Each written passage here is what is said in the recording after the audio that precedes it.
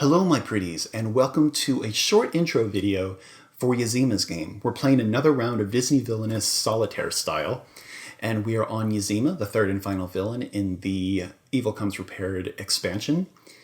And we've played lots of games already. You can watch the rest of those on my channel. Hop over to ko-fi.com/Strugi to leave a tip. But in the meantime, let's look at our buddy Yzma. I'm doing an intro for her because her game is set up differently, and that poses a challenge to playing solitaire. Yzma's goal is to find and defeat Kuzco, and Kuzco is hiding in one of these decks. You'll notice right away, oh, her fate decks look very much different than the usual fate deck. Usually it is a 15-card deck sitting right here. But Yzma has 16 fate cards, and they're divided into 4 equal piles of 4 cards each, one for each location. And she's got to search through these decks to try to find Kuzco. She has different cards that let her look at a deck or reveal cards and discard them in her search. And most of the time she's going to want to keep that knowledge to herself. Okay? So when her opponents are playing Fate against her, they're trying to mess with that, right? Shuffle up her cards, play heroes that slow her down. So the trick is, when you're playing solitaire style, you are your own opponent, right? You are the villainous imaginary player. And most of the time, here's how a Fate action would go, right? You go to the Fate deck, which is sitting over here usually, and you take the first 2 cards, you look at them, you discard one, and you play the other, okay? In Yzma's game, when you play Fate against Yzma, you actually get to take the whole Fate deck and look at it. You get to see all 4 cards.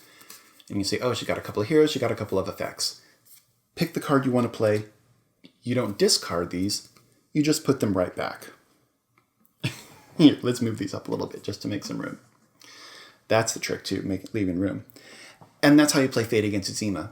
And now you've seen what's in this deck, and so in future Fate actions, you might return to this one because you know there's another hero or a good effect that you can play, but Yzma doesn't know. So how, aside from giving ourselves amnesia, do we keep ourselves as Yzma from knowing what ourselves as the villainous imaginary player knows, and vice versa? Okay, we got to introduce some randomness to it. So here's what I do.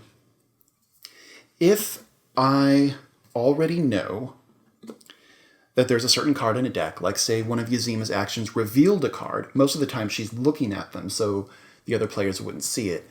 But if she revealed a card, or I revealed a card through one of my actions, you can just go ahead and pick that deck and play from it. But if Yzma has looked at one of her decks, and you're trying to pretend like you don't know because you wouldn't as the opponent, go ahead and roll a 4-sided die. I got one of these. It matches Yzma's color scheme. You can use whatever you want to introduce some randomness, and just pick a deck through chance, and that takes away some of your foreknowledge. So and then instead of looking at the entire deck, we just take the top card. Okay, so we're not searching through the whole thing and thus revealing to ourselves as Yzma what's in there. Here's our hero. Cool. I'm going to play her. I have to play her right here. Each fate deck corresponds to one location, so that's where I have to play her.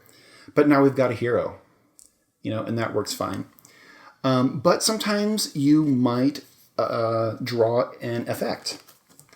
This effect works on heroes in the realm. So if you can't play the effect, go ahead and just put it back and shuffle the fate decks together and redistribute them evenly. That still screws Yzma up, messes with her knowledge, but it keeps you from knowing too much, and it keeps you from having a useless fate action. You might also find Kuzco, which is who she's looking for. If Yzma finds him, she's going to play him. You shouldn't, obviously. So instead of playing him, again, you just shuffle the decks together. Okay? So that's basically my plan.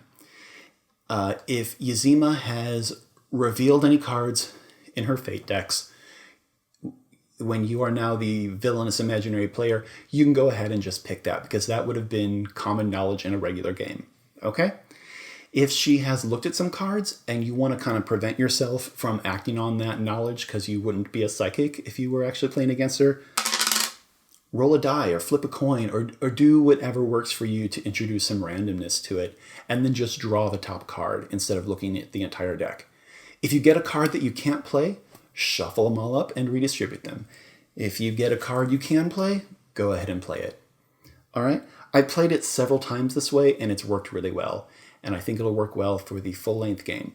So now that I'm done with that, hop on over to the full-length game, guys. Come on, come join me. Come watch the game.